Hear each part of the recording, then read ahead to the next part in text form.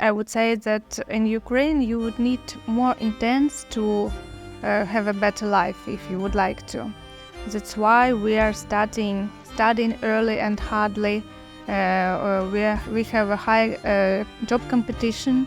Ukrainian art is mostly based on the folklore. Hello and welcome to 20 Minutes Abroad, the podcast where we talk about different cultures from different countries. Today we are going to talk about life in Ukraine and we're going to compare the two countries, Austria and Ukraine, a little bit, right after the intro. My guest today is Maryna. Hello, welcome. Hi, nice to meet you. Nice to meet you too. And the first question I have for you today is, what is something unique about your home country? Of course, each country is in its own individual way unique, and Ukraine as well. And there are pretty much to tell. What exactly maybe is more interested to the people. Okay, then I think we're going to get more into the special parts of Ukraine later in our talk. Yes, sure. That's why I'm here. Yeah. And the second question you can pick yourself. So we have printed out some tickets and you can choose one. Mm-hmm. There's a number on it. Number 3. Thank you. Number 3 is, what city or country can you return to over and over again?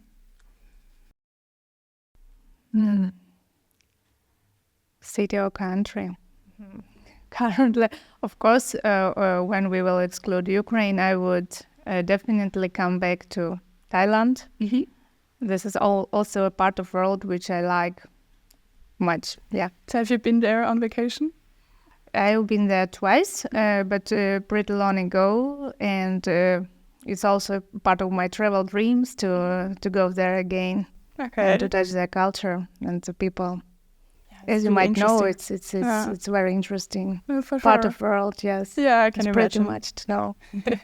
Yeah, that's great. I hope you can go someday again. Yes, hope so. Yes, it takes much time. Actually, firstly, you would need to have it because it's not a couple days trip. But yes, it's still at my priority because it's a pretty rich culture. Good traditions, interesting surroundings, so much stuff you could get acquainted there, and that's why I like this country. And I've been there twice, and I only probably touched 10% of I could. That's why I would definitely come back there. There's a lot of different stuff to experience, probably. But Thailand, I would say, is only an example. The whole Southern Eastern Asia is like this. So there are also Vietnam and Cambodia and Indian as well as it's a little bit different, but still I never been in this states, so I would also trip them. Sure.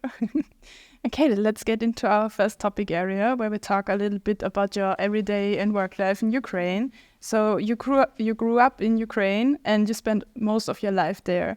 What was your life like when you lived there? Ukraine is for a long time it's pretty much a European country. So the lifestyle is similar as it is in Austria or in the other countries. But of course, there are several specialties I would mention. I would say that in Ukraine, you would need more intense to have a better life if you would like to. That's why we are studying early and hardly.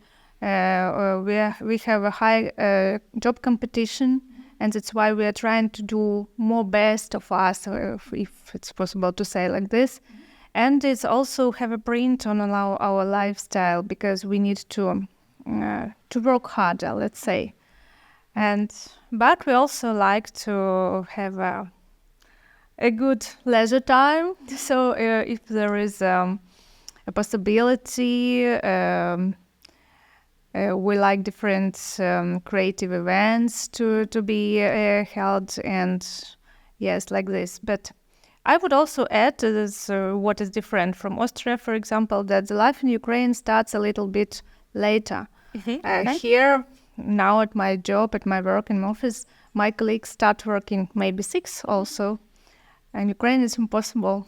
It's only the big plants and factories can work in this time, which never stop. Then yes, but normally the official establishments start at 8, for example, and the offices, the private business also at 9. That's the most common time, and that's why everything is a little bit shifted in time. So our shops, supermarkets, everything works some later, and it's also good because you have a possibility to finish your tasks and some daily procedures later at night. And yeah, it's a little bit different, and that's what was the point when we moved to Austria. We need to get accustomed to the new, like a time jet. Yes. So would you say there's a bigger focus on like work-life balance in Ukraine than it is here, maybe?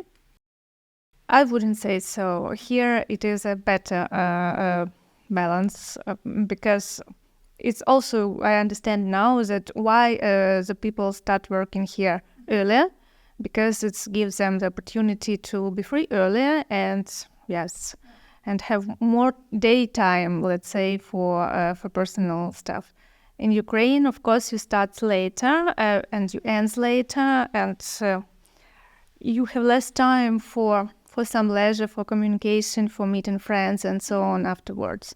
This is maybe yes, it's some different and better in Austria, I think so. But yeah, for the people who are not so much early birds, it's difficult physically to get through this change. Yeah, I can understand that because even though I grew up here, I'm not an early bird at all. So I get that it's a really difficult transition. And how would you describe the Ukrainian mindset in general? Like, are there some specifics that come to your mind? Ukrainians are pretty emotional people. Not too emotional, like I would say Italians. Let them forgive me if what, I don't know. Yes, not so much, but still, the Ukrainians are maybe more open to the new people and let them in their private lives more openly and more commonly. As, for example, Austrian people, I would say. And that's why we make better friends, we have more friends, we have wider communities, let's say. Mm-hmm. Yes, that's maybe some difference. And as for mentality in general, it's as we're pretty alike, like in Australia. I wouldn't say there is a huge difference between us. The only is this more emotional approaches to stuff. Maybe yes, and sometimes it's disturbs because. Sometimes when you do not expect some sharp reaction, you would receive it anyway. But it's just details and it happen always in life. Yeah. Okay, we're going to talk a little bit more about that after a short break. So for a little break between the two topic areas, we're going to play a game. So we have the two blackboards next to us with our names on it. And we're going to get 3 questions from behind the camera. It's a guessing game, so we have to guess the answer. It's a number that we can write down and then show the camera, and whoever is closest gets a point. All right. Let's try. You can take the blackboard, and there's also some chalk behind it. What is the flight distance between Kiev and Vienna? It's not fair. Because I know. Yes. Really? Yeah, no, okay. More or less. You ready? Yeah. 1, 2, 3. Okay. Your guess is 2,100. I am guessing 2,120. 1,046 kilometers. 1,046? The National Museum of Art in Kiev is an important museum in the city. In what year was it opened? I don't know.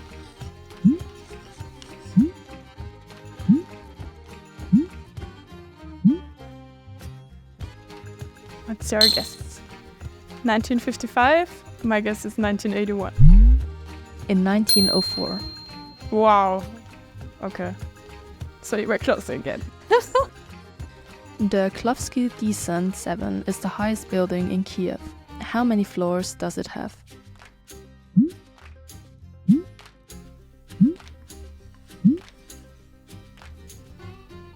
Your guess is 40. I'm guessing 48.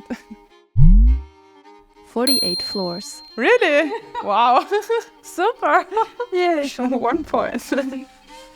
Okay. How Thank do you for know? playing. I don't know. This is a good guess. I've never been there. Actually, I only seen from the streets. Yeah. So you also learned something here about how many floors a building has. So thank you for playing.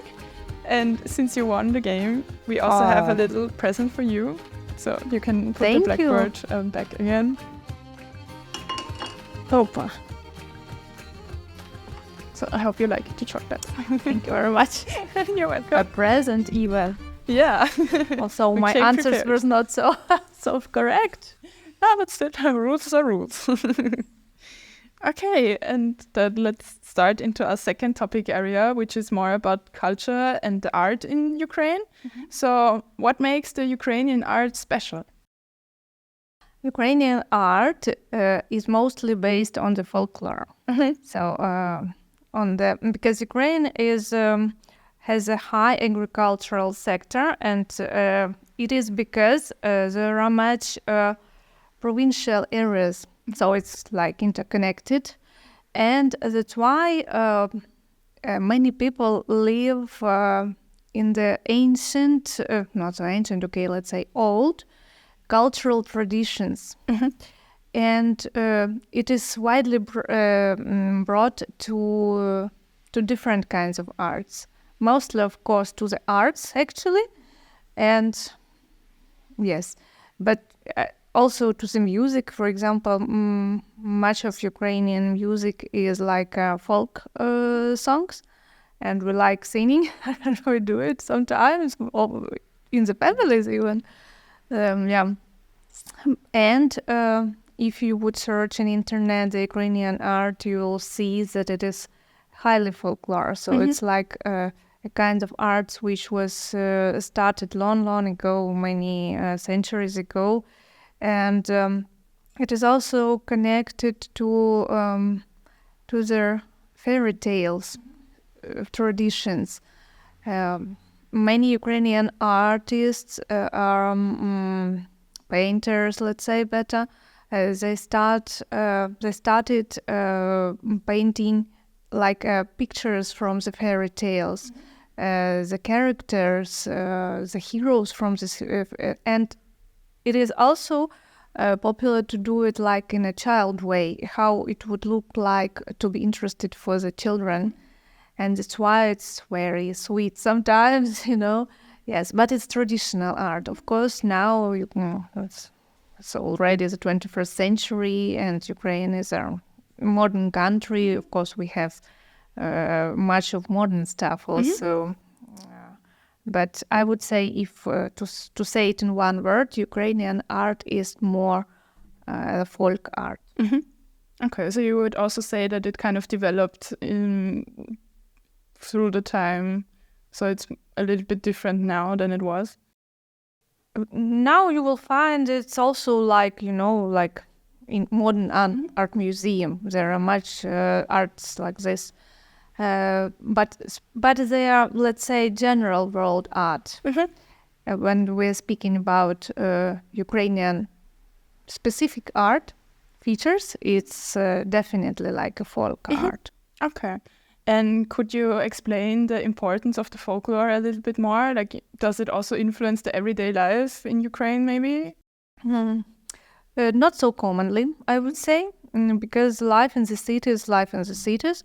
But when you come to your granny to the village, you will definitely find many things which were done by her or by the people of her age, and so it's like different painted plates, some cup. So different clothes, which is being I don't know this word, like stechen, nein, in Deutsch, in German. I don't remember it in English. So so traditional clothes is being done, is being sewn at homes, and yes, interesting maybe some parts of decors in the homes of people. That's speaking about the folklore. But yes, but it's mostly in the villages, in the countryside. But in the cities, it's you will see it not so common. Okay, so it's more traditional. Yeah. Okay. And did you hear or did you get told a lot of these tales by maybe your parents when you grew up, or is it something that you tell your children about? Yes, of course, my children are already adults, no, teenagers, but the things in the adults, and they, of course, do not listen and do the stuff like this. But when they were small and when I was a child, I also just, my parents read it to me and I read it to my children. Fairy tales, different stories. We have some pieces of literature, which is... which we tell to and read to our children. It's not a fairy tales, but like a child literature, and you, it's like a poems you know from your childhood, and you just pass it, transfer it from you to your children to their children, and it's very charming, I believe, and it's important to keep such traditions and such pieces of history. It's better to say, yes, for the future generations. Of course, it's difficult because the modern society is more oriented of the new trends in everything, but it's good to remember it and to give it further in your families. Yeah, for sure. I think it's really nice to keep that tradition alive in like continuing to tell the stories over and over. So it's really Hope great. my children will remember something from their childhood as I am. Yeah, that would be really nice. What interesting in this sense to be done is that, for example, some fairy tales, some poems, some like children like to learn even. We just recorded it on their tapes. If you maybe know, like magnetic tapes for their different audio systems, old art audio systems. Yeah. And now, for example, I have at home a few of them, which if I had some device where I could just play it, because I have nothing actually learned like this. But there I have my poems, which I read it. My parents recorded it for me when I was a little girl. Yeah, and that's really sweet. Would be nice one day to find the possibility to hear it. Yeah, for sure. That would be really cool. And now you're here in Austria. Is there something that you really miss about your home country?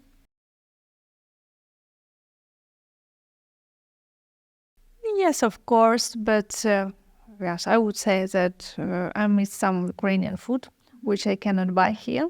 Yeah.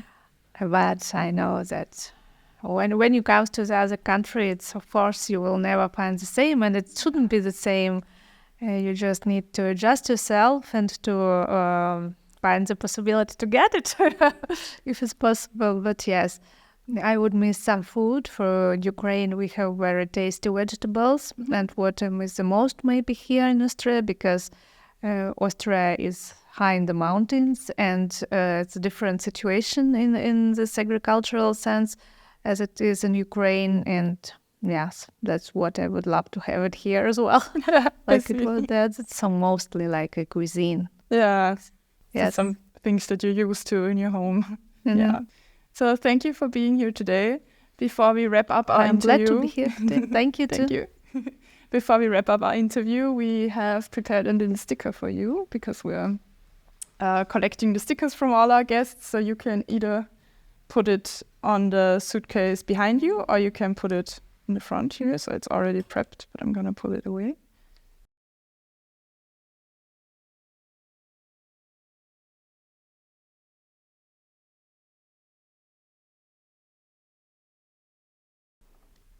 Who is the owner of this suitcase?